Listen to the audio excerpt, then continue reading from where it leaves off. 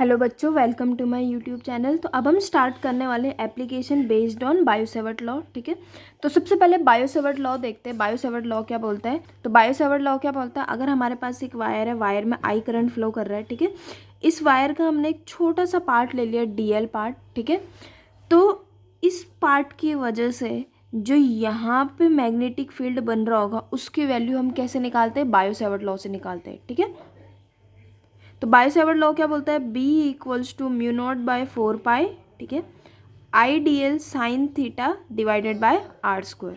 ठीक है, जो आई डी एल होता है इसको हम लोग करंट एलिमेंट भी बोलते हैं। ठीक है, चलो, तो इसका मतलब ना, अगर हमारे पास कोई एक वायर है, वायर के छोटे से पार्ट की वजह से अगर हमें किसी पॉइंट में क्या निकालना होगा, मैग्नेटिक फील्ड निकालना होगा, तो हम किसकी हेल्प से निकालते हैं? बायो-सेवर्ट लॉ की हेल्प से निकालते हैं। ठीक है, तो हम बायो-सेवर्ट लॉ की क्या करने वाले? एप्लीकेशंस करने वाले। ठीक है, तो फर्स्ट एप्लीकेशन इसकी ये, magnetic field eight the centre of circular coil carrying current. ठीक है, एक सर्कुलर कॉइल है हमारे पास, ठीक है, यानी कि जो वायर है ना आपकी बार, वो कैसी है? सर्कुलर है। ठीक है, ऐसी है सर्कुलर। ठीक है, इसमें कितना करंट फ्लो कर रहा है? आई करंट फ्लो कर रहा है। ठीक है, और इसकी रेडियस कितनी है? आर रेडियस है। ठीक है, तो इस वायर की वजह से जिसमें आई करंट फ्लो कर रहा है, ठीक है, इस वायर में जिसमें आई करंट फ्लो कर रहा है, इसकी वजह से सेंटर पे कितना मैग्नेटिक फील्ड बनेगा वो निकालना है। यहाँ पे कितना मैग्नेटिक फील्ड बनेगा, ओ पे कितना मैग्नेटिक फील्ड बनेगा वो निकालना है हम लोगों को, वो फाइंड आउट करना है। ठीक है, चलो, तो सबसे पहले कंसीडर ए सर्कुलर कॉइल और लूप ऑफ रेडियस आर। ठीक है, हमारे पास क्या एक सर्कुलर कॉइल है, या फिर लूप भी बोल सकते हैं, जिसकी रेडियस कितनी है? आर है। ठीक है, where we have to calculate magnetic field, जहाँ पे हम लोगों को क्या निकालना है? मैग्नेटिक फील्ड निकालना है, सेंटर पे निकालना है। ठीक है, at the point O at the centre of the circular loop. ठीक है, let dx is the small current element due to which magnetic field is to be studied at O. ठीक है, देखो पूरी वायर, देखो ये हमारे पास पूरी वायर है, हम इसका छोटा सा पार्ट लेंगे वायर का। बायो-सेवर्ट लॉ क्या बोलता है? अगर वायर तुम्हारे पास है, उसका एक छोटा सा पार्ट ले लो, उसका एलिमेंट ले लो छोटा सा, ठीक है, स्मॉल एलिमेंट ले लो, उसकी वजह से जो सेंटर पे मैग्नेटिक फील्ड बनेगा ना, उसकी वैल्यू बायो-सेवर्ट लॉ से निकाल सकते हैं। ठीक है, उसके अगर हमें छोटे से की वजह से वैल्यू पता है, तो पूरे के लिए निकालने के लिए हम लोग क्या करेंगे? यहाँ पे इंटीग्रेशन करेंगे। ठीक है, चलो, तो सबसे पहले छोटे से पार्ट यानी कि स्मॉल dx की वजह से, जो dx पार्ट है इसकी वजह से अगर हमें सेंटर पे क्या निकालना होगा? मैग्नेटिक फील्ड निकालना होगा, तो वो क्या होगा? db।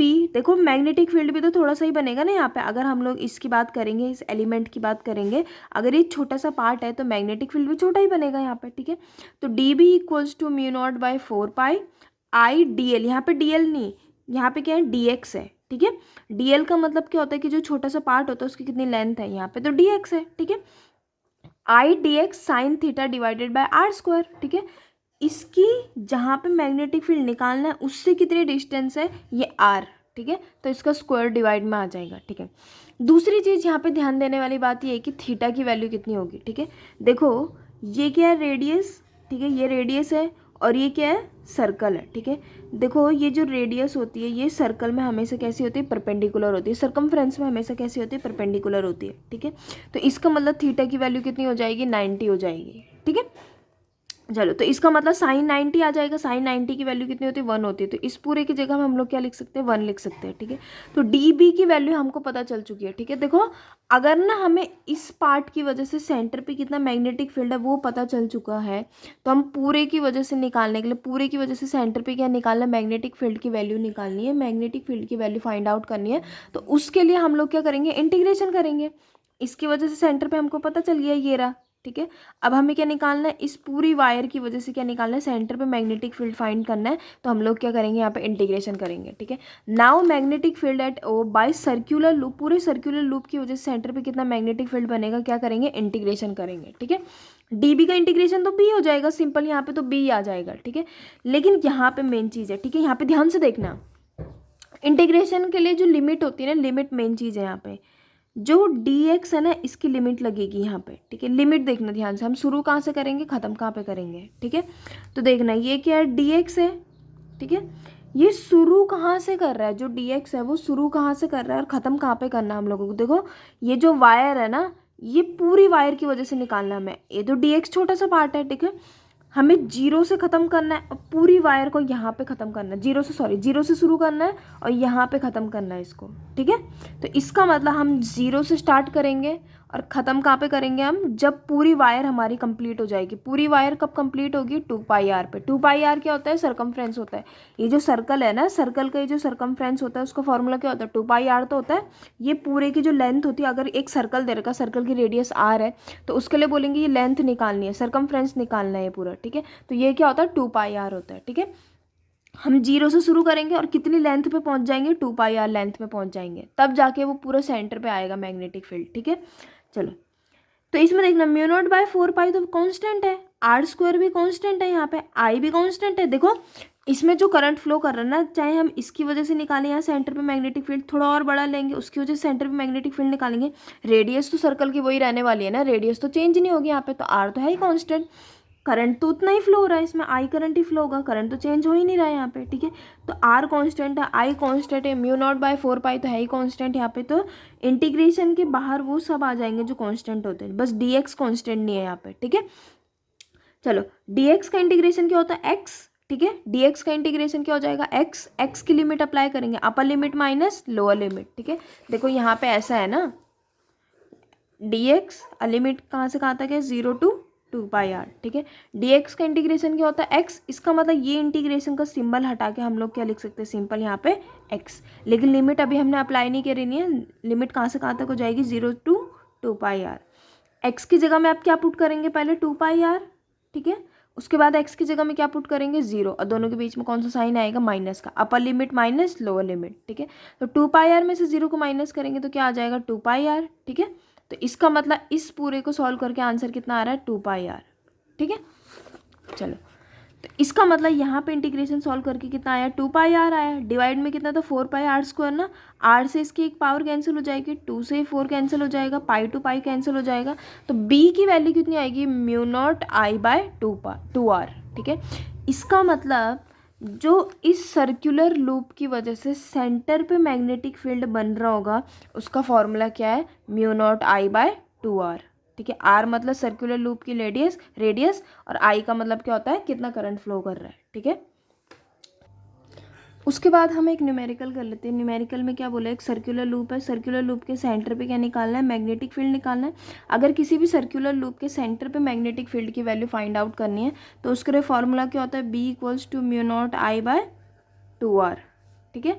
तो μ0 की जगह में μ0 आ जाएगा, I की जगह में कितना आ जाएगा, 10 आ जाएगा, 2 × r की जगह में कितना आ जाएगा, 5 आ जाएगा, ठीक है। 5 से ही कैंसिल हो जाएगा 2 से ही कैंसिल हो जाएगा 2 बार, तो यहाँ पे μ0 आ जाएगा, तो b की वैल्यू कितनी हो जाएगी, μ0, ठीक है। तो देखो एक तो ये वैल्यू हो जाएगी, हमको पता है कि जो μ0/4π होता है ना, इसकी वैल्यू कितनी होती है, 10⁻⁻7, ठीक है। μ0/4π की वैल्यू कितनी होती है, 10⁻⁻7 होती है, ठीक है। तो अगर हमें μ0 की वैल्यू निकालनी तो μ0 की वैल्यू कितनी हो जाएगी, 10⁻⁷ × 4π हो जाएगी, ठीक है। तो हम ये भी लिख सकते हैं कि जो मैग्नेटिक फील्ड की वैल्यू आएगी सेंटर पे, इस सर्कुलर कॉइल के जो सेंटर पे मैग्नेटिक फील्ड की वैल्यू आएगी वो कितनी आएगी, b = 4π × 10⁻⁷ टेस्ला, ठीक है। अगर हम बात करेंगे इसमें डायरेक्शन की, ठीक है, देखो करंट कैसे फ्लो कर रहा है, ऐसे फ्लो कर रहा है, ये कौन सी डायरेक्शन है, ये क्लॉकवाइज डायरेक्शन है, ठीक है। तो क्लॉकवाइज डायरेक्शन की बात अगर हम लोग करेंगे यहाँ पे, तो मैंने बताया था क्लॉकवाइज डायरेक्शन में कौन सा पोल बनता है, साउथ पोल बनता है, ठीक है। तो कहीं पे भी अगर क्लॉकवाइज डायरेक्शन है, इसको याद रखना, उसमें कौन सा पोल बनेगा, साउथ पोल बनेगा। और अगर ये बोलेंगे कि सेंटर पे जो तुमने मैग्नेटिक फील्ड निकाला है उसकी डायरेक्शन भी बतानी पड़ेगी, ठीक है। तो सेंटर पे जो मैग्नेटिक फील्ड की वैल्यू आई है ये हमारी, ठीक है, इसकी डायरेक्शन कैसी होगी, क्लॉकवाइज डायरेक्शन के लिए हमेशा कैसी डायरेक्शन होगी, मैग्नेटिक फील्ड की इनवर्ड डायरेक्शन होगी, ठीक है। कैसी होगी डायरेक्शन, इनवर्ड डायरेक्शन, ठीक है। और अगर एंटी क्लॉकवाइज होता, करंट की डायरेक्शन ऑपोजिट होती, तो वहाँ पे कौन सा पोल बनता, नॉर्थ पोल बनता। नॉर्थ पोल बनता अगर वहाँ पे, तो कैसी डायरेक्शन होती, आउटवर्ड डायरेक्शन होती, ठीक है। तो क्लॉकवाइज एंटी क्लॉकवाइज में अगर आपको कन्फ्यूजन हो रही होगी तो ऐसे याद रखना, ऐसे लर्न रखना इसको, कि साउथ पोल अगर हम एस लिखेंगे, साउथ पोल का अगर हम एस लिखेंगे तो एस में कैसी, ऐसा एरो बना देना इसमें, ठीक है। तो ये कौन सी डायरेक्शन है, क्लॉकवाइज डायरेक्शन है, ठीक है। नॉर्थ पोल में कैसी डायरेक्शन होती है, एंटी क्लॉकवाइज डायरेक्शन होती है, नॉर्थ पोल में ऐसे बना देना। तो ये कौन सी डायरेक्शन है, ये कौन सी डायरेक्शन है, एंटी क्लॉकवाइज डायरेक्शन है। ये कौन सी डायरेक्शन है, क्लॉकवाइज डायरेक्शन है। ये कौन सी डायरेक्शन है, एंटी क्लॉकवाइज डायरेक्शन है, ठीक है। चलो, उसके बाद सेकंड एप्लीकेशन है magnetic field on the axis of circular coil carrying current, ठीक है। तो सबसे पहले हम लोगों ने क्या निकाला था, अगर कोई हमारे पास सर्कुलर कॉइल है उसके सेंटर पे हम लोगों ने निकाला था क्या, मैग्नेटिक फील्ड, ठीक है। अब इसी सर्कुलर कॉइल के हम लोग कहाँ पे निकालेंगे, एक्सिस पे निकालेंगे मैग्नेटिक फील्ड, ठीक है। देखो एक्सिस का मतलब होता है कि ये जो हमारे पास सर्कुलर कॉइल है ना, इसके सेंटर से जाने वाली जो लाइन होती है ना, इसको हम लोग क्या बोलते हैं, एक्सिस बोलते हैं, ठीक है। तो जो हमारे पास पहले ऐसे था, ठीक है, जो सर्कुलर कॉइल पहले ऐसे थी, उसके हम लोगों ने सेंटर पे निकाला था, तो सर्कुलर कॉइल को ऐसे रखा था। यहाँ पे देखना एक बार थोड़ा सा कि अगर हमारे पास सर्कुलर कॉइल के सेंटर पे निकालना होगा तो हम लोगों ने ऐसे बनाया था सर्कुलर कॉइल को, ठीक है। लेकिन अगर हमें एक्सिस पे निकालना होगा, सेंटर से जाने वाली लाइन पे निकालना होगा, जैसे कि ये पेन मान लेते हैं, ये लाइन है वो, ठीक है, सेंटर से जाने वाली लाइन ये है, यानी कि एक्सिस ये, तो एक्सिस को दिखाना है हम लोगों को, ठीक है। तो हम क्या करेंगे, सर्कुलर कॉइल को थोड़ा सा ऐसे कर देंगे, टेढ़ा कर देंगे, ठीक है, ऐसे, ठीक है। तो वही अगर हम लोग क्या बनाएंगे, सर्कुलर कॉइल के सेंटर पे, सेंटर से जाने वाली लाइन यानी कि एक्सिस पे निकाल रहे होंगे मैग्नेटिक फील्ड, तो हम लोग इसको क्या कर देंगे, ऐसे से थोड़ा ऐसे कर देंगे यहाँ पे, ठीक है। तो ये सर्कुलर कॉइल ही है यहाँ पे, ठीक है। बस इसको हम लोगों ने, ये ऐसे थी, हम लोगों ने ऐसे बना रखा है इसको यहाँ पे, ठीक है। इसके सेंटर से जाने वाली लाइन पे हम लोग क्या निकालने वाले, मैग्नेटिक फील्ड निकालने वाले, ठीक है। Magnetic field on the axis of circular coil carrying current, ठीक है। तो ध्यान से देखना, ये सर्कुलर कॉइल है, सर्कुलर कॉइल पे कितना करंट फ्लो कर रहा है, आई करंट फ्लो कर रहा है, ठीक है। सेंटर से जाने वाली लाइन पे हम लोगों को क्या निकालना है, यहाँ पे मैग्नेटिक फील्ड निकालना है। इस पी पॉइंट पे लेट कर लेते हैं, हमको क्या निकालना है, मैग्नेटिक फील्ड निकालना है, ठीक है। तो इसमें देखते हैं कि सारी चीज़ें कैसे हो रही हैं यहाँ पे। तो यहाँ पे कैसे हो रही है सारी चीज़ें, तो लेट कर लेते हैं यहाँ पे कि ये क्या हमारे पास एक सर्कुलर कॉइल है, ठीक है। ये इसके सेंटर से जाने वाली लाइन है, ठीक है। सेंटर से जाने वाली लाइन के किसी पॉइंट पे हमको क्या निकालना है, मैग्नेटिक फील्ड निकालना है। तो लेट कर लेते हैं पी वो है, पी वो पॉइंट है जहाँ पे मैग्नेटिक फील्ड निकालना है हम लोगों को, ठीक है। चलो, तो सबसे पहले अगर इसमें बायो सेवर्ट लॉ लगाना है ना, लेट कर लेते हैं आई करंट फ्लो कर रहा है इसमें, ठीक है।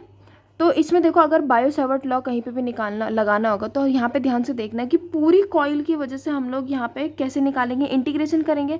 पहले एक पार्ट लेना पड़ेगा हमको, ठीक है। करंट एलिमेंट लिया जाता है। बायो सेवर्ट लॉ क्या बोलता है कि अगर तुम्हें पूरे की वजह से निकालना, हम सिर्फ एक पार्ट की वजह से बताएंगे, बायो सेवर्ट लॉ में सिर्फ एक पार्ट की वजह से बताएंगे। और अगर हमें पूरी की वजह से निकालना, पूरी वायर की वजह से यहाँ पे कितना मैग्नेटिक फील्ड बन रहा है उस वो निकालना हम लोगों को, तो उसके लिए क्या करेंगे, इंटीग्रेशन करेंगे, ठीक है। अगर बायो सेवर्ट लॉ जो होगा, ठीक है, जो बायो सेवर्ट लॉ होगा वो क्या बताएगा हमको कि जो इतना सा पार्ट है, जो डीएल पार्ट है, ठीक है, इसकी वजह से यहाँ पे कितना मैग्नेटिक फील्ड बन रहा है वो बायो सेवर्ट लॉ बता देगा हमको, ठीक है। अब पूरी वायर की वजह से निकालना होगा, पूरी वायर से यहाँ पे कितना मैग्नेटिक फील्ड बनेगा, तो इंटीग्रेशन करेंगे, सिंपल, ठीक है। तो बायो सेवर्ट लॉ के लिए हम लोगों ने यहाँ पे क्या लेट कर दिया, यहाँ पे करंट एलिमेंट लेट कर दिया, ठीक है।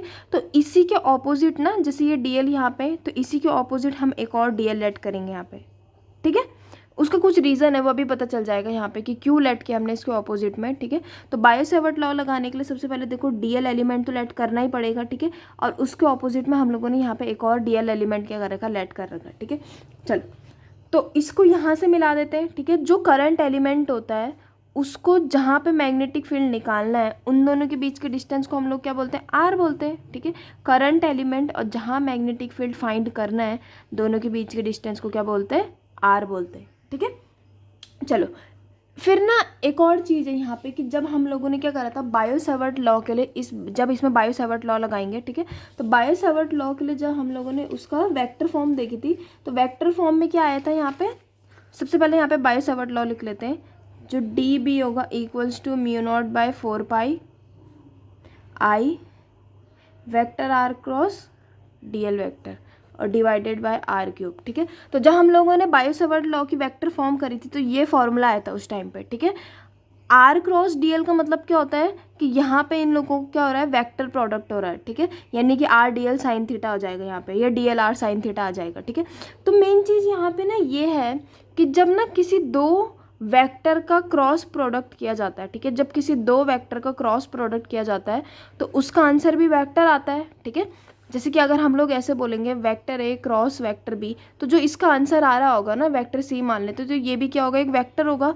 जो आंसर आ रहा होगा ना वेक्टर सी, वो इसके भी परपेंडिकुलर होगा और इसके भी परपेंडिकुलर होगा, ठीक है। तो हमेशा इस चीज़ को याद रखना, जब किसी दो वेक्टर का क्रॉस प्रोडक्ट करने के बाद एक आंसर तीसरा वेक्टर आता है, वो तीसरा वेक्टर इसके भी परपेंडिकुलर होगा और इसके भी परपेंडिकुलर होगा, ठीक है। परपेंडिकुलर मतलब 90 डिग्री का एंगल इसके साथ भी बनाएगा, 90 डिग्री का एंगल इसके साथ भी बनाएगा, ठीक है। तो इतना समझ में आया। चलो, अब ना ध्यान से देखना, जो इस पॉइंट में मैग्नेटिक फील्ड बन रहा होगा ना, इस पी पॉइंट में जो मैग्नेटिक फील्ड बन रहा होगा इस डीएल एलिमेंट की वजह से, इस डीएल एलिमेंट की वजह से जो यहाँ पे मैग्नेटिक फील्ड बन रहा होगा ना, वो इस आर के क्या होगा, परपेंडिकुलर होगा। अभी हम डायरेक्शन की बात कर रहे हैं यहाँ पे। डायरेक्शन बोलने का मतलब जो मैग्नेटिक फील्ड यहाँ पे बन रहा होगा उसकी डायरेक्शन किधर होगी, उसकी डायरेक्शन कुछ ऐसे होगी कि जो आर होगा ना इससे क्या होगा, परपेंडिकुलर होगा। तो इस आर के ना एक परपेंडिकुलर लाइन खींचते हैं यहाँ पे, ठीक है। तो ये मान लेते हैं ये है वो लाइन। तो इसको क्या लिख लेंगे हम लोग, यहाँ पे डी बी लिख लेंगे, ठीक है। तो देखो जो इस डीएल एलिमेंट की वजह से यहाँ पे मैग्नेटिक फील्ड बन रहा है ना, वो इस आर के क्या होगा, परपेंडिकुलर होगा। तो इस आर के परपेंडिकुलर हम लोगों ने एक लाइन खींची, वही क्या होगा, डी बी होगा, यानी कि मैग्नेटिक फील्ड होगा इस डीएल एलिमेंट की वजह से, ठीक है। वही तो पढ़ा हमने यहाँ पे कि जो डी बी होगा वो किसके परपेंडिकुलर होगा, आर के भी और डीएल के भी परपेंडिकुलर होगा, क्योंकि दोनों का एक क्रॉस प्रोडक्ट करके आया है ना ये डी बी यहाँ पे, ठीक है। चलो सेम ऐसे ही जो इस डीएल की वजह से यहाँ पे मैग्नेटिक फील्ड बन रहा होगा ना, वो भी तो इस आर के परपेंडिकुलर होगा ना। तो इस आर के हम लोग परपेंडिकुलर एक लाइन खींचते पहले यहाँ पे, ठीक है। ये भी क्या होगा, डी भी होगा यहाँ पे, ठीक है। चलो अब थोड़ा आगे बढ़ते हैं, यहाँ पे डेरिवेशन को थोड़ा आगे लेके जाते हैं, ठीक है। तो लेट कर लेते हैं कि ये वाला एंगल कितना होगा, फाई, ठीक है। अगर ये एंगल फाई है तो ये वाला भी फाई होगा, ठीक है। अगर ये फाई है ना तो ये वाला भी फाई होगा। इसकी रेडियस लेट कर लेते हैं कि ए होगी, ठीक है। जो ये सर्कल हमने यहाँ पे बना रखा है ना, सर्कल की रेडियस जो होगी वो ए है, ठीक है। चलो और ये वाली जो डिस्टेंस है इसको एक्स लेट कर लेते हैं यहाँ तक। जो सर्कुलर कॉइल है इसके सेंटर से लेके जहाँ मैग्नेटिक फील्ड फाइंड करना है उनके बीच की डिस्टेंस कितनी है, एक्स है, ठीक है। अभी इतना समझ में आया, ठीक है। उसके बाद ना आप ध्यान से देखना, अगर ना यहाँ पे हम लोग बात करेंगे कि ये वाला एंगल कितना दे रखा है, यहाँ पे फाई दे रखा है, ठीक है। एक ना लाइन खींचते हैं यहाँ पे, परपेंडिकुलर लाइन खींचते हैं, ठीक है। चलो अब मेरी बात ध्यान से सुनना आप लोग हैं।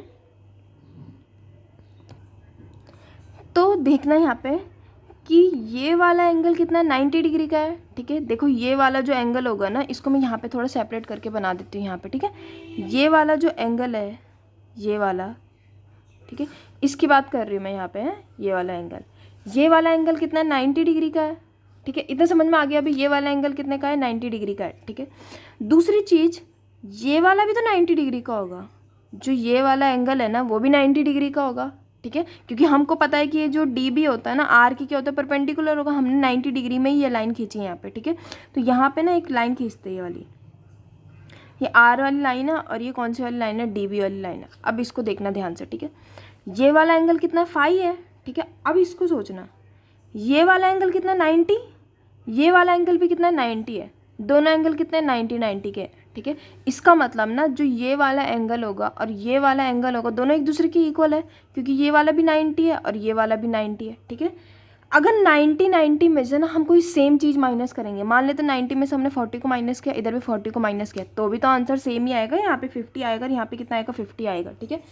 तो बोलने का मतलब ये है कि अगर हम लोग ध्यान से देखेंगे दोनों में कॉमन एंगल कौन सा आ रहा है, ये वाला, ये बीच वाला दोनों में कॉमन आ रहा है ना। इस वाले 90 से और इस वाले 90 से अगर मैंने बीच वाला माइनस कर दिया तो दोनों में जो चीज़ बचेगी ना, जो बचे हुए एंगल होंगे वो भी तो सेम होंगे ना, ठीक है। तो ये वाला एंगल कितना 90 और ये वाला एंगल भी कितना 90, दोनों में ना बीच वाला एंगल कॉमन आ रहा है, तो इसको हटा देते हैं दोनों में से। इसमें से अगर मैंने ये बीच वाला हटा दिया तो ये बचा, और इस वाले में से अगर हम लोगों ने जो ये वाला पूरा है इसमें से मैंने ये हटा दिया तो ये वाला बचा। तो इसका मतलब ये वाला एंगल अगर फाई है तो ये वाला एंगल भी कितना आ जाएगा, फाई आ जाएगा, ठीक है। इतना समझ में आया, इसीलिए किया हम लोगों ने ये सब, ठीक है, इसको फाई प्रूव करने के लिए, ठीक है। ये वाला एंगल फाई है, ये वाला एंगल भी कितना हो जाएगा, फाई हो जाएगा, ठीक है। सेम ऐसे ही नीचे एक और लाइन खींचते हैं यहाँ पे, ठीक है। अगर ये वाला एंगल फाई है तो ये वाला एंगल भी फाई आ जाएगा, सेम वैसी, ठीक है। चलो अब ना एक काम करते हैं, ये हमारे पास क्या डी बी वैक्टर है। जब कोई वैक्टर होता है ना उसके हम दो कॉम्पोनेंट कर सकते हैं, ठीक है। जो एंगल के साथ होगा वो क्या आ जाएगा, कॉस फाई आ जाएगा, ठीक है। यहाँ पे क्या आ जाएगा, डी बी कॉस फाई। ये वाली जो लाइन होगी ना किसको रिप्रेजेंट करेगी, डी बी कॉस फाई को, और जो ये वाली लाइन होगी किसको रिप्रेजेंट करेगी, डी बी साइन फाई को, ठीक है। यहाँ पे वेक्टर बना लेते हैं, ठीक है। इसका मतलब ना ये देखो, अगर हम ध्यान से देखेंगे ना, जैसे कि ना अगर कोई एक ऑब्जेक्ट है, ठीक है, ये ऑब्जेक्ट मान के चलते हैं, ठीक है। इस ऑब्जेक्ट को ना कोई ना ऐसे खींच रहा है इधर, ठीक है। और कोई ना इस ऑब्जेक्ट को इधर खींच रहा है, इसको वेक्टर ए मान लेते हैं, इसको वेक्टर बी मान लेते हैं। कोई ना ये ऑब्जेक्ट है, इसको कोई इधर खींच रहा है, कोई इसको इधर खींच रहा है, तो जाएगा किधर, ये इस डायरेक्शन में जाएगा ना, इसको सी मानते हैं। इसका मतलब ना इन दोनों वेक्टर का ना रिजल्टेंट कौन है, सी है, ठीक है। अब ना मान लेते हैं हमारे पास ए और बी नहीं दे रखा, सिर्फ सी दे रखा है यहाँ पे, ठीक है। ये ए वेक्टर ए और वेक्टर बी नहीं दे रखा, सिर्फ वेक्टर सी दे रखा है यहाँ पे, ठीक है। तो जो सी होगा ना वो किन दोनों का रिजल्टेंट करके आया, इन दोनों का रिजल्टेंट करके आया। तो सी के जो कंपोनेंट है ना उनको हम ए और बी भी लिख सकते हैं। तो बोलने का मतलब ये है कि सी को हटा के हम ए और बी भी लिख सकते हैं, या ए और बी की जगह में सी भी लिख सकते हैं। तो अब की बार ना हमारे पास सी था, हमने उसे दो कंपोनेंट में चेंज किया, ए और बी। इसका मतलब सी को अब हम हटा सकते हैं, ए और बी बना दिया ना अब हमने, अब हम सी को हटा सकते हैं। ये दोनों मिल के ना इसी का काम कर रहे थे, ठीक है। सेम ऐसी ये जो डी बी है ना, इसका अगर हमें कंपोनेंट करने होंगे तो ये दोनों है वो कंपोनेंट, ठीक है। बस जो फाई के साथ वाला होता है ना, जो एंगल के साथ होता है उसको लिखते हैं डी बी कॉस फाई, उसमें कॉस आ जाता है, ठीक है। और जो एंगल के साथ नहीं होता उसको क्या लिखते हैं, डी बी साइन फाई, ठीक है। सेम ऐसे जो ये वाला आया है ना डी बी, जो इस साइड आया, इस एलिमेंट की वजह से भी तो यहाँ पे वेक्टर वो आया था ना, मैग्नेटिक फील्ड आया था ये वाला, इसके भी तो दो कंपोनेंट करेंगे, एक इधर आएगा एक इधर आएगा। इधर कौन सा वाला आएगा, ये एंगल है ना, एंगल के साथ कौन सा आता है, ये आ जाएगा डी बी कॉस फाई, ठीक है। और इधर क्या आ जाएगा, डी बी साइन फाई, ठीक है। इतना समझ में आ गया, ठीक है। अब ना इसको ध्यान से देखना, ये वाली चीज़ देखना ध्यान से, ठीक है। ये डी बी और ये डी बी तो हट गया यहाँ से, ठीक है। ये दोनों तो हट गए अब की बार यहाँ से, ठीक है। क्योंकि इन दोनों के बदले ना हम चार वेक्टर को लेके आए, यहाँ पे चार वेक्टर को इंट्रोड्यूस किया मैंने यहाँ पे, इन दोनों को हटा के, ठीक है। कौन कौन से वो चार, एक तो ये डी बी कॉस फाई, एक ये नीचे वाला डी बी कॉस फाई, दो इधर है डी बी साइन फाई, ठीक है। ध्यान से देखना, कोई ऑब्जेक्ट ना यहाँ पे, ठीक है, उस ऑब्जेक्ट को ना कोई ऊपर से खींच रहा है, कोई नीचे से खींच रहा है, दो लोग यहाँ से खींच रहे हैं उसे, ठीक है। जो ऊपर से नीचे से खींच रहा है वो दोनों तो इक्वल फोर्स के हैं, तो दोनों क्या हो जाएंगे, कैंसिल आउट हो जाएंगे। क्योंकि एक ऑब्जेक्ट है, कोई से इधर खींच रहा है ऊपर की साइड, कोई से नीचे की साइड खींच रहा है, दोनों बराबर फोर्स से खींच रहे हैं, तो इन दोनों का रिजल्टेंट तो जीरो हो जाएगा। इसका मतलब जो टोटल मैग्नेटिक फील्ड बनेगा ना वो इस डायरेक्शन में बनेगा, ठीक है। कितना बनेगा, डी बी साइन फाई बनेगा, ठीक है। इस एलिमेंट की वजह से जो यहाँ पे टोटल मैग्नेटिक फील्ड बनेगा ना वो किस डायरेक्शन में, इस डायरेक्शन में, और कितना डी बी साइन फाई, ठीक है। तो इस एलिमेंट की वजह से डी बी साइन फाई इस डायरेक्शन में, हर एलिमेंट की वजह से सिर्फ डी बी साइन फाई बचेगा, क्योंकि देखो डी बी कॉस फाई तो सबका कैंसिल हो जाएगा, ठीक है। जो इसका डी बी कॉस फाई था वो इस वाले से कैंसिल होएगा, हर किसी का ऑपोजिट होगा ना। जैसे कि अगर मैं यहाँ पे कोई डी एल एलिमेंट मानूंगी, ठीक है, इस डी एल की वजह से जो यहाँ पे मैग्नेटिक फील्ड बनेगा, इसके ऑपोजिट में जो एक और डी एल होगा एलिमेंट, यहाँ पे ये मान लेते हैं ये डी एल एलिमेंट है, इसकी वजह से जो यहाँ पे मैग्नेटिक फील्ड बनेगा ना, उन दोनों का डी बी कॉस फाई तो एक दूसरे को कैंसिल आउट कर देगा, क्योंकि उन दोनों की ऑपोजिट डायरेक्शन होगी, ठीक है। चलो, तो इसका मतलब ना सबका पूरे इसमें जितने भी एलिमेंट हम लोग बनाएंगे ना, सबका सिर्फ डी बी साइन फाई बचेगा इस डायरेक्शन में, ठीक है। इसका मतलब जो टोटल मैग्नेटिक फील्ड बनेगा ना वो सिर्फ किसकी वजह से बनेगा, डी बी साइन फाई की वजह से बनेगा। इसका मतलब टोटल मैग्नेटिक फील्ड के लिए क्या करेंगे, अब हम लोग डी बी साइन फाई का इंटीग्रेशन करेंगे। एक एलिमेंट की वजह से जो यहाँ पे मैग्नेटिक फील्ड बना है ना वो डी बी साइन फाई बना है, पूरी इस वायर की वजह से कितना मैग्नेटिक फील्ड बनेगा, यहाँ पे डी बी साइन फाई का इंटीग्रेशन करेंगे अब हम, ठीक है, ठीक है। तो magnetic field on the axis of the circular coil कैसे निकालेंगे, let a circular coil carrying current I, let O is the centre of the coil and P is the point on the axis of circular coil where net magnetic field is to be calculated, ठीक है। Let D L is a small element of loop, ये जो D L है ना वो क्या small element है loop का। डी एल की वजह से जो यहाँ पे मैग्नेटिक फील्ड आएगा उसका फॉर्मूला क्या होगा, mu naught divided by 4 pi I D L sine theta divided by R square, ठीक है। सारी चीज़ें सिंपल है, पर साइन थीटा देखना, याद है साइन थीटा किसको बोलते हैं, बायो-सेवर्ट लॉ बोलता है कि जो साइन थीटा होता है ना, ठीक है, जो अभी हम लोगों ने साइन फाई निकाला है, मैं उसकी बात नहीं कर रही हूँ, ये साइन फाई की बात अलग है, ठीक है। हम ये जो डी एल एलिमेंट है ना इसकी वजह से जो यहाँ पे मैग्नेटिक फील्ड बन रहा होगा, अभी हम सिर्फ उसकी वैल्यू की बात कर रहे हैं, उसका फॉर्मूला क्या है, ठीक है। तो उसका फॉर्मूला क्या है, mu naught by 4 pi I D L sine theta divided by R square, ठीक है। साइन जो थीटा है ना, ये जो साइन थीटा है ये किस किस के बीच का एंगल है, ये जो आर है ये आर, ठीक है, ये जो डिस्टेंस है इन दोनों के बीच की जहाँ मैग्नेटिक फील्ड फाइंड करना है, और जो ये डी एल एलिमेंट है, ठीक है, जिसकी वजह से बन रहा है और जहाँ पे बन रहा है मैग्नेटिक फील्ड उनके बीच की डिस्टेंस आर वो, और जिसकी वजह से मैग्नेटिक फील्ड बन रहा है उनके बीच का कितना एंगल है, ठीक है। अब ध्यान से देखना यहाँ पे थीटा की वैल्यू कितनी आएगी, ठीक है। ऐसा लग रहा है जो थीटा है ना उसकी वैल्यू 90 तो होगी नहीं यहाँ पे, पर 90 ही होगी। कैसे, देखना ध्यान से। जैसे कि ये है ना, इसको सर्कुलर लूप मान के चलते हैं, ये है वहाँ पे, ये आर एलिमेंट है, ठीक है। ये अगर इसके पास ऐसे रहेगा तो 90 एंगल बनेगा, क्योंकि देखो ये ये यहाँ पे सरफेस है और ये क्या है यहाँ पे ऐसे जा रहा है, ठीक है।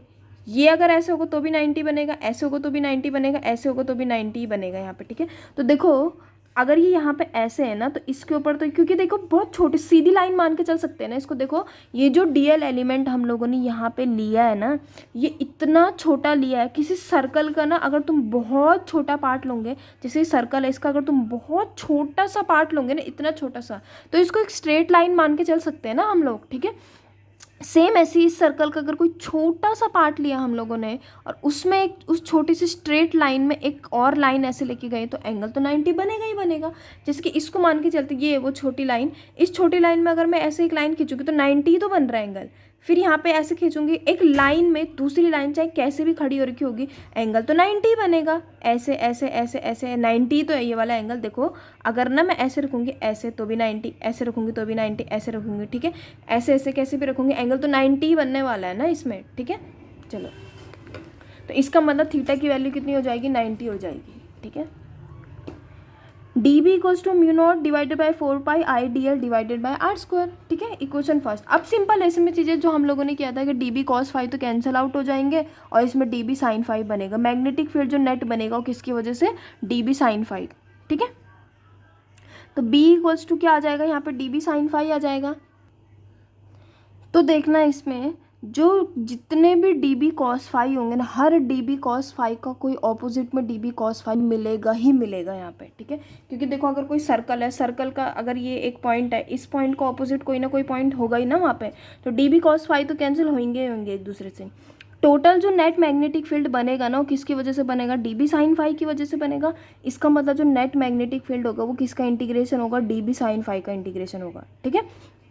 डीबी की वैल्यू तो हम लोगों ने इक्वेशन फर्स्ट में निकाल दी है, ये डीबी की वैल्यू है, ठीक है। तो डीबी की वैल्यू पुट कर देंगे यहाँ पे, साइन 5 है। अब साइन 5 की वैल्यू निकालेंगे, ठीक है।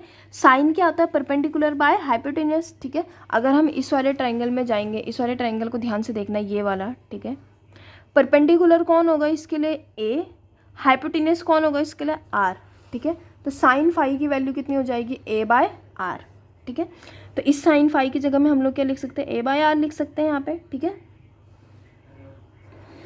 तो नेट मैग्नेटिक फील्ड क्या हो जाएगा, देखना इंटीग्रेशन के बाहर वो सारी चीज़ें आ जाएंगी जो कांस्टेंट होगी। तो mu naught by 4 pi I A divided by R cube, R square के आर से मल्टीप्लाई होगी तो आर क्यूब आ जाएगा, ठीक है। इंटीग्रेशन ऑफ डीएल, डीएल का इंटीग्रेशन क्या होगा, डीएल किसका पार्ट है उस पूरे को लिख दो यहाँ पे। डीएल किसका पार्ट था, इस सर्कुलर लूप का। तो सर्कुलर लूप को पूरा लिखेंगे तो पूरे की लेंथ कितनी होती है, 2 पाई आर होती है ना, आर का मतलब रेडियस होता है, यहाँ पे रेडियस कितनी ए, तो 2 पाई ए आ जाएगा, ठीक है। तो डीएल का इंटीग्रेशन क्या लिखेंगे, 2 पाई ए लिखेंगे यहाँ पे, ठीक है। 2 से 4 कैंसिल हो जाएगा, 2 बार, पाई से पाई कैंसिल हो जाएगा, तो बी की वैल्यू कितनी आएगी, mu not I A square divided by 2 R cube आ जाएगा, ठीक है। B equals to mu not I A square divided by 2 R cube, ठीक है। या फिर हम ऐसे भी लिख सकते हैं, B equals to 2 mu not I A 4 pi R cube आ जाएगा, ठीक है। मतलब हमने क्या करा, ऊपर नीचे किसकी मल्टीप्लाई करी, 2 की मल्टीप्लाई करी यहाँ पे, ठीक है। तो ऊपर तो 2 आ गया, नीचे 2 पाई का क्या हो जाएगा, 4 पाई हो जाएगा, ठीक है। तो यहाँ पे देखना जो पाई ए स्क्वायर होता है ना उसको हम लोग एरिया लिख सकते हैं ना, ठीक है। तो यहाँ पे जो पाई ए स्क्वायर था उसको हम लोगों ने क्या लिख दिया, एरिया लिख दिया, ठीक है। पाई कैसा आया, पाई तो था ही नहीं इसमें, तो हमने ऊपर नीचे पाई की मल्टीप्लाई करी यहाँ पे, ठीक है। 2 पाई की मल्टीप्लाई करेंगे अगर ऊपर नीचे, तो 2 तो इधर आ जाएगा, पाई ए स्क्वायर की जगह में क्या आ जाएगा, कैपिटल ए आ जाएगा। कैपिटल ए का मतलब क्या होता है, एरिया होता है, ठीक है।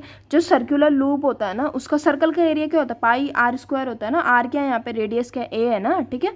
तो पाई ए स्क्वायर को हम लोग एरिया लिख सकते हैं, ये भी फॉर्मूला है और ये वाला भी फॉर्मूला, दोनों फॉर्मूले है, ठीक है। चलो, अगर ना उसमें नंबर ऑफ टर्न्स होंगे तो एक टर्न बोलने का मतलब है कि अगर हमने एक ही ले रखा है वहाँ पे, ठीक है, एक ही लूप ले रखा है, एक ही वायर ले रखी है, तब तो मैग्नेटिक फील्ड ये बनेगा। अगर उसमें n नंबर ऑफ वायर होंगी तो एक की वजह से तो ये होगा, n नंबर ऑफ वायर की वजह से टोटल मैग्नेटिक फील्ड क्या होगा, n की मल्टीप्लाई कर देंगे, सिंपल, ठीक है। और ना जो NIA होता है ना, इसको मैग्नेटिक डाइपोल मोमेंट बोला जाता है, ठीक है। इलेक्ट्रिक डाइपोल मोमेंट तो आप लोगों को पता होगा क्या होता है इलेक्ट्रिक डाइपोल मोमेंट, लेकिन जो NIA होता है ना, इसको मैग्नेटिक डाइपोल मोमेंट बोला जाता है, ठीक है। इसको कैपिटल M से डिनोट करते हैं, ठीक है। उसके बाद कुछ स्पेशल केस है। स्पेशल केस भी क्या है, इसमें बस R की जगह में ना वैल्यू पुट कर रखी है यहाँ पे, ठीक है। क्योंकि ना जो R होता है, देखना अगर R हम लोग यहाँ पे लेंगे, ये R क्या है, डिस्टेंस है, इसके और इसके बीच की डिस्टेंस है, ठीक है। हमको क्या देखना है, सेंटर से उस पॉइंट की कितनी डिस्टेंस है, एक तो वो आना चाहिए उसमें, और सर्कुलर लूप की कितनी रेडियस है वो आना चाहिए उसमें, ठीक है। ये जो R है ना, इसको हमें हटाना है यहाँ पे, ठीक है। इसका मतलब ना ये जो एलिमेंट है और ये है, इनके बीच के डिस्टेंस को हमको हटाना है यहाँ पे, ये नहीं लेके आना हमको, ठीक है। चलो, तो इनके टर्म्स में लेके आना आंसर, R को हटाना है, A और X के टर्म्स में आंसर लेके आना। तो R क्यों था, R क्या था, इसमें हाइपोटेनस था ना, तो क्या हो जाएगा, रूट के अंदर A² प्लस X², ठीक है। अगर कोई भी नंबर रूट में होगा ना, उसकी पावर हम लोग 1/2 लिख सकते हैं, ठीक है। तो B की वैल्यू कितनी आ जाएगी, R की जगह में ये पूरा पुट कर देंगे यहाँ पे, ये रही वैल्यू, ठीक है। अगर ना ये आंसर है, ठीक है। अगर X की वैल्यू, सुबह कंडीशन है, अगर X की वैल्यू 0 होगी तो x की वैल्यू 0 होने का मतलब पता है आप लोगों को क्या बोल रहे हो यहाँ पे, जो आपने फर्स्ट डेरिवेशन किया है वो क्या किया है कि सेंटर पे अगर वो होगा, तो अगर ये पॉइंट ना एक्सिस में नहीं है, फर्स्ट डेरिवेशन क्या किया था, अगर हमने फर्स्ट एप्लीकेशन जो हम लोगों ने की थी, ठीक है, बायो सेवर्ट लॉ में, वो क्या थी, सेंटर पे थी। अगर ना ये अभी हम क्या करें, एक्सिस पे निकाल रहे, धीरे धीरे करके अगर ये पॉइंट पास आते रहेगा, एक पॉइंट ऐसा आएगा जब ये एकदम सेंटर में पहुंच जाएगा, तो उस टाइम पे जो x होगा ना, वो क्या हो जाएगा, 0 हो जाएगा। तो वही कंडीशन इस फॉर्मूले में अप्लाई करें, इसी फॉर्मूले से अब हम सेंटर वाला फॉर्मूला निकालेंगे, ठीक है। तो अगर हम x की जगह में 0 पुट करेंगे, तो जो सेंटर पे आया था ना मैग्नेटिक फील्ड, वो आना चाहिए उसका आंसर। तो यही तो आया था यहाँ पे आंसर हमारा, ठीक है। चलो, उसके बाद नेक्स्ट एप्लीकेशन है magnetic field due to straight wire carrying current. एक स्ट्रेट वायर है, अभी हमने सर्कुलर देखी ना, सर्कुलर वायर है आपकी, और पूरी एक सीधी वायर है। देखो, बायो सेवर्ट लॉ सीधी पूरी वायर की वजह से नहीं बता पाएगा कभी भी, ठीक है, उसके लिए इंटीग्रेशन करना पड़ेगा ना, ठीक है। बायो सेवर्ट लॉ ये बोलता है कि अगर तुम्हारे पास कोई भी एक वायर है, उसके छोटे से पार्ट की वजह से हम बता सकते हैं कि वहाँ पे कितना मैग्नेटिक फील्ड बन रहा होगा, ठीक है। चलो, पूरा निकालना होगा तो उसके लिए हम लोग अलग अलग पार्ट करेंगे, ठीक है। सर्कुलर लूप की वजह से सेंटर पे निकालना है, सर्कुलर लूप की वजह से एक्सिस पे निकालना है, स्ट्रेट वायर की वजह से निकालना है, ठीक है। तो वो सारी उसके एप्लीकेशन में आ जाएंगे, बायो सेवर्ट लॉ की एप्लीकेशन में, ठीक है। बायो सेवर्ट लॉ सिर्फ इतना बताएगा कि अगर छोटे से पार्ट की वजह से हमको निकालना है उस पॉइंट में मैग्नेटिक फील्ड, ठीक है, तो वो उससे पता चल जाएगा, ठीक है। चलो, अब की बार ना हमारे पास पूरी एक वायर है यहाँ पे, ठीक है, magnetic field due to straight wire carrying current, ठीक है। एक हमारे पास क्या स्ट्रेट वायर है जिसमें करंट फ्लो कर रहा है, उसकी वजह से किसी पॉइंट में क्या निकालना है, मैग्नेटिक फील्ड निकालना है। चलो, ठीक है, तो पहले समझते हैं इसको, डायग्राम को समझते, पहले डायग्राम में क्या बोल रहे हो, ठीक है। तो डायग्राम में ये चीज़ है यहाँ पे कि जैसे कि ये हमारे पास स्ट्रेट वायर है एक, ठीक है, इसको मान के चलते हैं कि ये है वो स्ट्रेट वायर, ठीक है। चलो, इसके ना इस वायर के मान ले तो इस पॉइंट में निकालना है हमें मैग्नेटिक फील्ड, इस पी पॉइंट में। वैसे ही पी पॉइंट कहीं पे भी हो सकता है, मैंने यहाँ पे बना दिया, यहाँ पे भी हो सकता है, यहाँ पे भी, यहाँ पे कहीं पे भी हो सकता है वायर, ये पॉइंट, ठीक है, जहाँ पे मैग्नेटिक फील्ड फाइंड करना है। इस पूरी वायर की वजह से यहाँ पे कितना मैग्नेटिक फील्ड बन रहा है वो फाइंड करना है हमें, ठीक है। किसी पार्ट की वजह से नहीं करना, किसी पार्ट की वजह से फाइंड करेंगे तो बायो सेवर्ट लॉ से पता ही चल जाएगा, ठीक है। पूरी वायर की वजह से कितना मैग्नेटिक फील्ड बनेगा वो फाइंड करना है हमें, ठीक है। चलो, तो एक काम करते हैं, इस वायर के लास्ट वाले पार्ट को इधर मिला देते हैं यहाँ से, तो इस वायर के ऊपर वाले पार्ट को भी इधर मिला देते हैं, ठीक है। उसके बाद इसको यहाँ से भी मिला देते हैं, ठीक है। मतलब ये जो पॉइंट है ना, यहाँ से सेंटर में परपेंडिकुलर डालते हैं, ठीक है।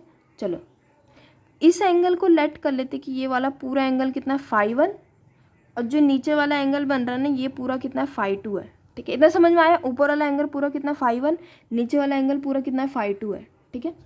अब ना बायो सेवर्ट लॉ क्या बोलता है, हमको ना यहाँ पे कुछ ना कुछ इस पूरी वायर में ना कहीं पे तो हमको क्या लेट करना पड़ेगा, एक एलिमेंट लेट करना पड़ेगा यहाँ पे, ठीक है। एलिमेंट का मतलब क्या होता है कि एक छोटा सा पार्ट तो लेट करना ही पड़ेगा, अगर उसकी वजह से आ जाएगा फिर इंटीग्रेशन करेंगे, ठीक है। चलो, तो यहाँ पे लेट कर लेते कि ये वो DL पार्ट है, ठीक है, ये वो DL पार्ट, ठीक है। अब ये जो DL पार्ट है ना, एक काम करते हैं, इस DL पार्ट को भी P से मिला देते हैं, ठीक है, यहाँ से भी और इसका नीचे वाला पार्ट भी, ठीक है। इतना समझ में आया कि क्या किया अभी तक हमने, ठीक है। ये वाला पूरा एंगल कितना है, फाई है, और ये वाला कितना है, D फाई है, ठीक है। देखो, अभी तक हमने क्या किया, सबसे पहले ये पूरी वायर है, इस पॉइंट पे मैग्नेटिक फील्ड फाइंड करना है। ऊपर वाले पॉइंट को इधर मिलाए, नीचे वाले पॉइंट को इधर मिलाए, ऊपर वाले को मिला के जो यहाँ पे पूरा एंगल आया φ1, ये पूरा एंगल φ2 है यहाँ पे, ठीक है। ये वाला ना पूरा एंगल कितना है, φ2 है, ठीक है। उसके बाद हमने डीएल एलिमेंट भी तो लेट करना है। यहाँ पे बायो सेवर्ट लॉ लगाएंगे तो डीएल एलिमेंट तो लेट करना पड़ेगा। ऊपर वाले पार्ट को मिलाए, नीचे वाले पार्ट को मिलाए, ठीक है। ऊपर वाले पार्ट को मिलाने के बाद और नीचे वाले पार्ट को मिलाने के बाद दोनों के बीच में जो एंगल बनेगा ना वो क्या होगा, डी फाई। फाई एंगल कौन सा है फिर, ये वाला, ठीक है। इस फाई एंगल का छोटा सा पार्ट क्या है यहाँ पे, डी फाई है, ठीक है। इस फाई का, इस पूरे का जो छोटा सा पार्ट है ना डी फाई है, क्योंकि ये डीएल एलिमेंट ना बहुत छोटा है यहाँ पे, ठीक है। चलो एक काम करते हैं, फिर यहाँ से ना हम लोग एक परपेंडिकुलर डालते हैं, ये रहा, ठीक है। और इसको लेट कर लेते कि ये वाला एंगल कितना है, थीटा है, ठीक है। और जो इन दोनों के बीच की डिस्टेंस है ना, इसको क्या लिखेंगे, आर लिखेंगे, ठीक है। इतना समझ में आ गया अभी, ठीक है। चलो अब स्टार्ट करते हैं। Magnetic field due to straight wire carrying current, ठीक है। मतलब हमारे पास एक स्ट्रेट वायर है, उसकी वजह से क्या निकाल रहे हैं हम लोग, पी पॉइंट पे मैग्नेटिक फील्ड की वैल्यू निकाल रहे हैं, ठीक है।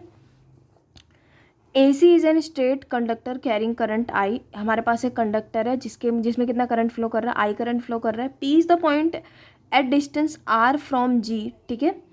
DL is small element of length, ठीक है। मतलब हमारे पास ना एक एलिमेंट है, ये DF बोलेंगे इसको, ठीक है। DF की लेंथ कितनी है, DF देखो नाम दे रखा है यहाँ पे, उसका लेंथ कितनी है, उसकी DL है ना, ठीक है। Q is the angle between DL and R, ठीक है। मतलब ये जो एंगल दे रखा है, sorry, theta is the angle between DL and R। Theta क्या दे रखा है, एंगल दे रखा है किसके बीच का, ये जो DL है और जो ये R है ना, इनके बीच का एंगल दे रखा है DL, ठीक है। ये जो DL के और इस R के बीच का एंगल है ना, वो क्या है, थीटा है, ठीक है। तो समझ में आ गया यहाँ पे क्या क्या कर रहे हैं हम लोग, ठीक है। सबसे पहले देखो, ये हमारे पास वायर है, P पॉइंट पे मैग्नेटिक फील्ड फाइंड करना हम लोगों को। P को हम लोगों ने यहाँ से मिलाया, कितनी डिस्टेंस से, कैपिटल R है, ठीक है। ये पूरा एंगल ऊपर वाला φ1, पूरा नीचे वाला एंगल φ2 हो जाएगा, ठीक है। उसके बाद DL एलिमेंट लेट करेंगे, ये वाला और ये वाला दोनों को मिला देंगे, DL के ऊपर और नीचे दोनों पार्ट को मिला देंगे, ठीक है। फिर ये वाला जो एंगल होगा उसको फाई लिखेंगे, और जो ये वाला एंगल होगा, ये छोटा सा DL के ऊपर और नीचे वाले पार्ट को मिलाने की वजह से बना है ना बीच में, वो क्या होगा, डी फाई होगा, क्योंकि फाई का छोटा सा पार्ट है ना, इसलिए डी फाई लिखा है उसे, ठीक है। चलो, और ये कितना है, R है, ठीक है, स्मॉल r है, ये कैपिटल R है, स्मॉल r है, ठीक है। चलो अब स्टार्ट करते हैं, बायो सेवर्ट लॉ लगाते हैं। अब ध्यान से देखना है, इस DL एलिमेंट की वजह से जो यहाँ पे मैग्नेटिक फील्ड बनेगा, क्या बोलता है बायो सेवर्ट लॉ, DL की वजह से जो यहाँ इस पॉइंट में मैग्नेटिक फील्ड बनेगा, μ0/4π IDL sign theta divided bye r², ठीक है। तो क्या है यहाँ पे, μ0/4π IDL sign theta divided bye r², ठीक है। चलो साइन थीटा देखते, देखो अब की बार नहीं है थीटा 90 डिग्री का, ठीक है। तो यहाँ पे लिखेंगे भी नहीं, 90 है वो, ठीक है। साइन थीटा की वैल्यू निकालते हैं। साइन थीटा अगर हम निकालेंगे, यहाँ पे देखना, इस वाले ट्राइंगल में जाएंगे, इस वाले ट्राइंगल को अगर ध्यान से देखेंगे, ये एंगल 90 है तो ये वाला भी तो 90 होगा ना यहाँ पे, अगर ये 90 है तो ये भी 90 होगा, ठीक है। चलो, तो इसमें अगर हम साइन थीटा लगाएंगे, साइन क्या होता है, परपेंडिकुलर बाय हाइपोटेन्यूस। अगर हम ध्यान से देखेंगे ना इसमें, ठीक है, तो ये एंगल 90 है, ये होगा हाइपोटेन्यूस, ठीक है। ये वाला एंगल हाइपोटेन्यूस होगा ना, ये होगा बेस, और ये वाला क्या होगा, परपेंडिकुलर होगा। तो परपेंडिकुलर क्या है यहाँ पे, EF, ठीक है। परपेंडिकुलर क्या दे रखा है यहाँ पे, EF, और हाइपोटेन्यूस क्या दे रखा है, DL। तो साइन थीटा क्या हो जाएगा, EF या FE/DL। तो समझ में आया ये कैसे आया यहाँ पे, ठीक है। तो बहुत सारों को ये लगता है कि ये वाला होगा, क्योंकि ना देखो यहाँ पे ये परफेक्ट बना नहीं रखा है यहाँ पे। अगर हम इसको बनाएंगे ना तो 90 डिग्री का एंगल कुछ ऐसे बनेगा यहाँ पे, ठीक है। तो यहाँ पे देखना, अभी मान के चलते हैं ये कि 90 डिग्री का ही है, ठीक है। तो ये एंगल 90 है, ये वाला भी 90 होगा। 90 के सामने वाला क्या होता है, हाइपोटेन्यूस, ये हाइपोटेन्यूस होगा, ठीक है। जो थीटा से जुड़ी हुई वाली लाइन होती है ना, एंगल से जुड़ी वाली लाइन होती है, इसको बेस बोला जाता है, और ये क्या होता है, परपेंडिकुलर होता है, ठीक है। तो इतना समझ में आ गया। चलो साइन थीटा की वैल्यू हमने यहाँ पे निकाल दी, ठीक है। तो FE की वैल्यू अगर हम निकालेंगे ना, तो FE क्या होगा, DL साइन थीटा। अभी से इक्वेशन सेकंड लिखते हैं यहाँ पे, ठीक है। चलो उसके बाद ना अब हम दूसरे वाले ट्राइंगल में जाएंगे यहाँ पे, ठीक है। दूसरा वाला बोलने का मतलब, सबसे पहले तो हम इस वाले ट्राइंगल में गए, अब इस वाले ट्राइंगल में जाएंगे यहाँ पे, ठीक है। तो इसमें क्या अप्लाई करा हम लोगों ने, साइन थीटा, ठीक है। इसको अगर हम ध्यान से देखेंगे ना, तो हमारे पास ना जो एंगल होता है ना, तो एंगल क्या होता है, आर्क बाय रेडियस, ठीक है। एंगल क्या है यहाँ पे, डी फाई है, ठीक है। देखो इस वाले ट्राइंगल की बात करते हैं यहाँ पे, इस वाले ट्राइंगल की, ये वाला दिखाई दे रहा है, ये वाला ट्राइंगल, ठीक है। इसमें जो डी फाई है ना, ये एंगल है, ठीक है। एंगल क्या होता है यहाँ पे, आर्क बाय रेडियस, ठीक है। तो यहाँ पे जो एंगल होगा वो इक्वल होगा आर्क बाय रेडियस, ठीक है। आर्क क्या है इसमें, FE, रेडियस क्या है इसमें आर, ठीक है, ये रेडियस आर ही तो है यहाँ पे, ठीक है, तो ये क्या हो जाएगा आर्क बाय रेडियस, आर्क क्या है इसमें एफ ई है, ठीक है। चलो उसके बाद ना अब आगे करेंगे अब हम, ठीक है, तो डी फाई की वैल्यू क्या आ जाएगी F E by R, R को इधर मल्टीप्लाई में लेके जाएंगे तो एफ ई की वैल्यू कितनी हो जाएगी आर डी फाई हो जाएगी, ठीक है। एफ ई की वैल्यू तो हमने इधर भी निकाली थी D L sine theta, F E की वैल्यू इधर भी आ जाएगी कितनी आर डी फाई, ठीक है। तो जो डी एल साइन थीटा है और आर डी फाई है वो दोनों एक दूसरे के इक्वल हो जाएंगे ना, ठीक है। देखो अभी दोबारा समझते हैं इसको यहाँ पे क्या बोल रहे हो, ठीक है, इधर तो समझ में आ जाएगा आपको, ठीक है, इतना तक इक्वेशन सेकंड तक कि एफ ई की वैल्यू कैसे आई, ठीक है। जब ना हम इस वाले ट्रायंगल में जाएंगे, जो ये वाला ट्रायंगल दे रखा है यहाँ पे, ठीक है, ये दिख रहा है आपको एफ ई पी वाला, ठीक है, ये वाला ट्रायंगल, ठीक है, इसमें ना angle equal to arc by radius दे रखा है यहाँ पे, ये क्या है यहाँ पे परपेंडिकुलर। इसको ना हम एक और तरीके से कर सकते हैं, अगर आपको ये angle equals to arc by radius समझ में नहीं आ रहा ना, तो एक और तरीके से कर सकते हो। इस ट्रायंगल को हम लोग यहाँ पे सेपरेट बना देंगे, ठीक है, यही वाला ट्रायंगल है वो, ठीक है, तो ये वाला ट्रायंगल है यहाँ पे, इसमें ना टेन थीटा अप्लाई करके देखना, ठीक है। तो अगर हम टेन डी फाई अप्लाई करेंगे तो थीटा क्या है यहाँ पे डी फाई तो है, एंगल के यहाँ पे डी फाई है ना, tan D phi equal to tan क्या होता है परपेंडिकुलर डिवाइडेड बाय बेस ना, परपेंडिकुलर क्या होगा ये होगा, क्या होता है परपेंडिकुलर एंगल के सामने वाली साइड को परपेंडिकुलर बोलते हैं, तो परपेंडिकुलर क्या होगा F E by base, base क्या होगा ये वाला होगा ना बेस, यहाँ पे ई पी बेस होगा, ठीक है। ई पी को अगर हम ध्यान से देखेंगे ई पी की लेंथ कितनी दे रही है स्मॉल आर ना, तो यहाँ पे क्या लिख सकते हैं स्मॉल आर लिख सकते हैं। अब ना आप लोगों को पता होगा अगर एंगल बहुत छोटा है ना तो टेन डी फाई को हम लोग क्या लिख सकते हैं डी फाई भी लिख सकते हैं, ठीक है। तो अगर ना यहाँ पे जो थीटा एंगल होगा ये ना बहुत छोटा है, ठीक है, टेंस टू ज़ीरो है ये थीटा एंगल, ठीक है, यानी कि बहुत छोटा है, तो जो टेन थीटा होगा ना इसको हम लोग क्या लिख सकते हैं थीटा भी लिख सकते हैं, ठीक है। तो टेन डी फाई तो बहुत छोटा एंगल है, तो यहाँ पे टेन डी फाई की जगह में डी फाई भी लिख सकते हैं, वो किसके इक्वल होगा एफ ई बाय आर के इक्वल होगा, ठीक है। तो चाहे ऐसे करो एक ही आंसर आएगा, डी फाई इक्वल्स टू क्या आएगा F E by R, R को इधर मल्टीप्लाई में लेके जाएंगे तो एफ ई की वैल्यू कितनी आ जाएगी आर डी फाई, ठीक है। अगर इससे एफ ई की वैल्यू निकालेंगे तो क्या आ जाएगा आर डी फाई आ जाएगी ना, ठीक है। तो एफ ई की वैल्यू तो ये भी थी यहाँ पे, एफ ई की वैल्यू कितनी थी D L sine theta, F E की वैल्यू ये भी आर डी फाई, इसका मतलब आर डी फाई किसके इक्वल होगा डी एल साइन थीटा के इक्वल होगा। इसका मतलब ना ये पूरा इसके इक्वल होगा, डी एल साइन थीटा की जगह में हम क्या लिख सकते हैं आर डी फाई लिख सकते हैं ना, इसको ध्यान से देखना, डी एल साइन थीटा की जगह में हम लोग आर डी फाई लिख सकते हैं। इसका मतलब ये पूरा डी एल साइन थीटा हटा के हम लोग आर डी फाई लिख सकते हैं, ठीक है। इस पूरे को हटाएंगे और आर डी फाई लिख देंगे, ठीक है। तो यहाँ पे हम लोगों ने क्या पुट कर दिया आर डी फाई, आर से इसकी एक पावर कैंसिल हो जाएगी, तो आंसर कितना आ जाएगा D B equals to mu not I D phi divided by 4 pi I R आ जाएगा, ठीक है। उसके बाद ना अभी भी हम लोग इंटीग्रेशन नहीं करेंगे, ठीक है। ऐसा लग रहा होगा कि अब हम इंटीग्रेशन करेंगे इसके बाद, ठीक है, तो इंटीग्रेशन नहीं होगा इसके बाद, क्यों, क्योंकि ना दो चीज़ें इसमें ऐसी है जो कांस्टेंट नहीं है, ठीक है। एक तो ये डी फाई कांस्टेंट नहीं है और स्मॉल आर कांस्टेंट नहीं है, बाकी तो कांस्टेंट है, पर ये दोनों कांस्टेंट नहीं है, दोनों वेरिएबल है। इंटीग्रेशन करने के लिए सिर्फ एक वेरिएबल होना चाहिए वहाँ पे, हमारे पास दो वेरिएबल होंगे तो काम नहीं चलेगा, ठीक है। चलो तो इसका मतलब यहाँ पे हमें दोनों में से किसी एक को हटाना पड़ेगा, ठीक है। तो अब हम जाएंगे इस वाले ट्राइंगल में, ट्राइंगल का नाम है जी पी डी, ठीक है। तो अगर इसको हम ध्यान से देखेंगे ये वाला ट्राइंगल जी पी डी, इस बड़े वाले ट्राइंगल में, ये वाले में, ठीक है, इसमें, ठीक है। तो इसमें ना कॉस फाई अप्लाई करके देखते हैं, ये पूरा एंगल फाई है ना इसका, इसमें ना कॉस फाई अप्लाई करके देखते हैं, ठीक है। तो कॉस फाई अगर हम अप्लाई करेंगे, ये वाला एंगल 90 है, तो कॉस किसके इक्वल होता है, कॉस होता है बेस बाय हाइपोटेन्यूस। इस वाले के लिए बेस क्या होगा, बेस क्या होता है ये वाला जो एंगल से जुड़ी हुई वाली साइड होती है ना, ये बेस होती है, एंगल से जुड़ी हुई तो ये वाली भी है भाई, ये तो हाइपोटेन्यूस है ना, 90 के सामने वाली हाइपोटेन्यूस है, ठीक है। ये वाली की साइड क्या हो जाएगी बेस हो जाएगी, तो बेस क्या है आर। इस वाले ट्राइंगल में अगर हम कॉस फाई अप्लाई करेंगे, ठीक है, इसको यहाँ सेपरेट बना देते हैं, ठीक है, ये वाला है वो, तो इसमें अगर हम कॉस फाई अप्लाई करेंगे, कॉस क्या होता है बेस बाय हाइपोटेन्यूस ना, तो कॉस फाई क्या होगा capital R by small R, ठीक है। तो कॉस फाई क्या होगा capital R by small R हो जाएगा, स्मॉल आर की वैल्यू कितनी हो जाएगी capital R by cos phi हो जाएगी, ठीक है। पुट इन इक्वेशन फाइव में जब हम पुट करेंगे इसकी वैल्यू, ठीक है, तो डी बी कितना आ जाएगा यहाँ पे mu not I cos phi D phi divide by 4 pi capital R, ठीक है।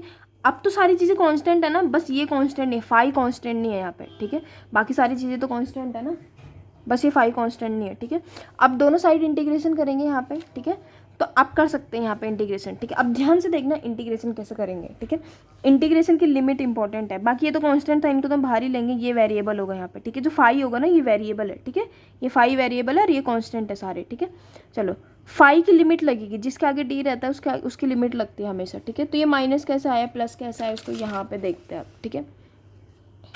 चलो हम शुरू कहाँ से कर रहे हैं, यहाँ से, और ख़त्म कहाँ पे कर रहे हैं, यहाँ पे कर रहे हैं, ठीक है। तो ये वाला एंगल कितना 5 1, ये वाला एंगल कितना 5 2, ठीक है। इसको 0 मान के चलते, ध्यान से देखना, जब यहाँ से स्टार्ट करेंगे ना तो एंगल कितना बन रहा था 5 1 ना, धीरे धीरे करके जैसे ही हम लोग यहाँ पे पहुँचेंगे तो एंगल कितना हो जाएगा 0।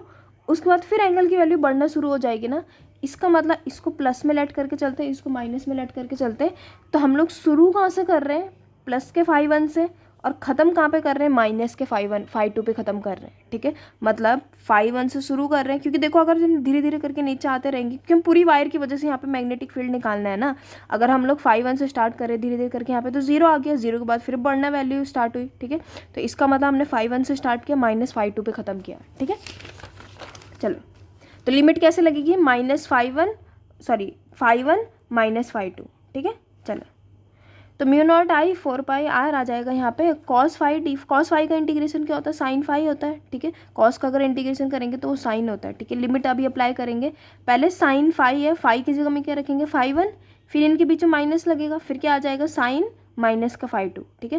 देखो साइन माइनस थीटा होता है, साइन माइनस का साइन थीटा, ठीक है। अगर साइन माइनस थीटा होता है ना, थीटा का जो माइनस होता है बाहर आ जाता है, ठीक है।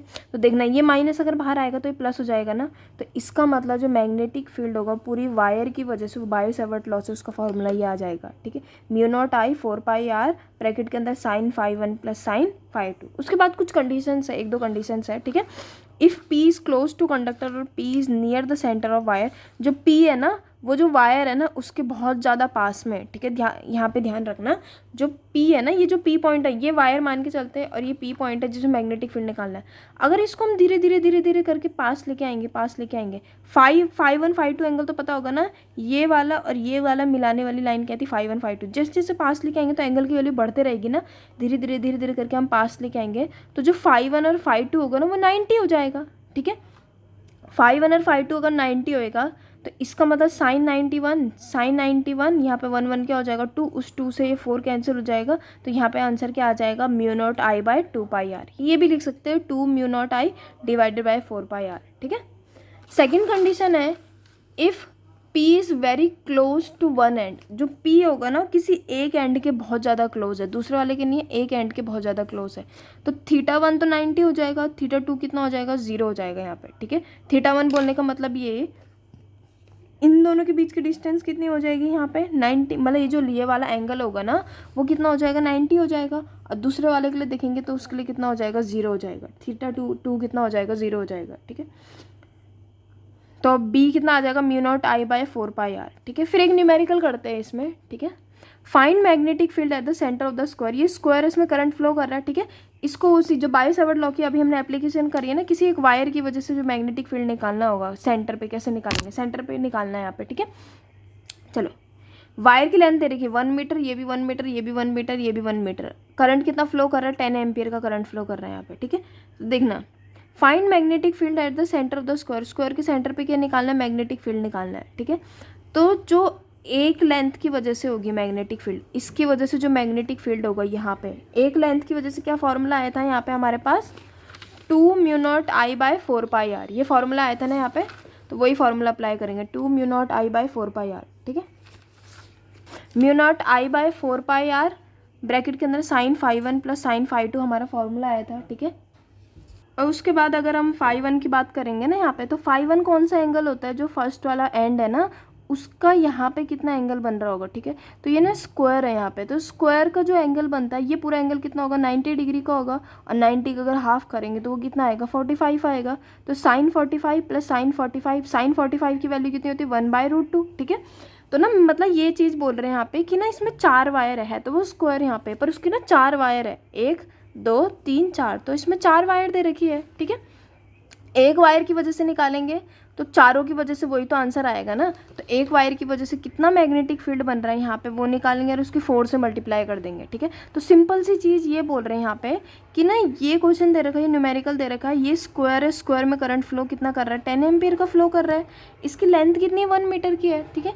तो हमको सेंटर पे क्या निकालना है, मैग्नेटिक फील्ड की वैल्यू निकालनी है, ठीक है। इतना समझ में आ गया ना, इसमें सारी चीज़ें ठीक है, बस ना एंगल निकालना है यहाँ पे। तो ये वाला एंगल 45 होगा, ये वाला 45 होगा यहाँ पे, ठीक है, क्योंकि ये स्क्वायर है, ठीक है। ये पूरा क्या होता है, डायगोनल होता है ना, तो स्क्वायर के जो डायगोनल होते हैं कितने में इंटरसेक्ट करते हैं, 90 डिग्री में इंटरसेक्ट करते हैं, ठीक है। तो ये 45, ये 45, साइन 45, 1/√2, यहाँ पे भी क्या आ जाएगा 1/√2, तो 2/√2 आ जाएगा, ठीक है। तो ये आंसर आ जाएगा यहाँ पे, ठीक है। टेस्ला, टेस्ला इसकी यूनिट होती है, ठीक है। नेट मैग्नेटिक फील्ड क्या होगा, 4 के मल्टीप्लाई करेंगे। अच्छा, जो मैग्नेटिक फील्ड होता है ना, ये वेक्टर क्वांटिटी होता है, तो इतना भी याद रखना, जो यहाँ पे मैग्नेटिक फील्ड बन रहा होगा ना सेंटर में, उन सारी वायर की वजह से सेम डायरेक्शन होनी चाहिए, ठीक है। तो इन सारी वायर की वजह से ना सेम डायरेक्शन बन रही थी मैग्नेटिक फील्ड की। कैसे पता चला मुझे, देखना ध्यान से है। किसी वायर की वजह से अगर हमें मैग्नेटिक फील्ड निकालना होगा किसी पॉइंट में, तो कैसे निकाला जाता है, उसके लिए right hand thumb rule apply करते हैं ना। तो करंट के पहले इस वाले की वजह से देखते हैं, ए बी की वजह से, ठीक है। करंट की डायरेक्शन में तुम्हारा थंब होना चाहिए, जो कर्ल फिंगर होंगे वो तुमको क्या बताएंगे, मैग्नेटिक फील्ड के डायरेक्शन। तो ध्यान से देखना है, इधर फ्लो कर रहा है, क्या हो रहा है, बाहर निकल रहा है, मतलब जो मैग्नेटिक फील्ड है ना, ये इस पॉइंट से बाहर निकल रहा है। इसके लिए देखते हैं, करंट किधर फ्लो कर रहा है, ऊपर, तो थंब ऊपर रहेगा, मैग्नेटिक फील्ड बाहर निकल रहा है ना इसकी वजह से। इधर भी क्या कर रहा है, बाहर निकल रहा है, इसके लिए देखेंगे तो बाहर निकल रहा है, ठीक है। तो सबके लिए डायरेक्शन सेम थी, इसीलिए सबको प्लस किया है यहाँ पे, 4 से मल्टीप्लाई करिए, ठीक है। तो अगर ऑपोजिट डायरेक्शन होती तो फिर माइनस भी करना पड़ता है इसमें, ठीक है। चलो।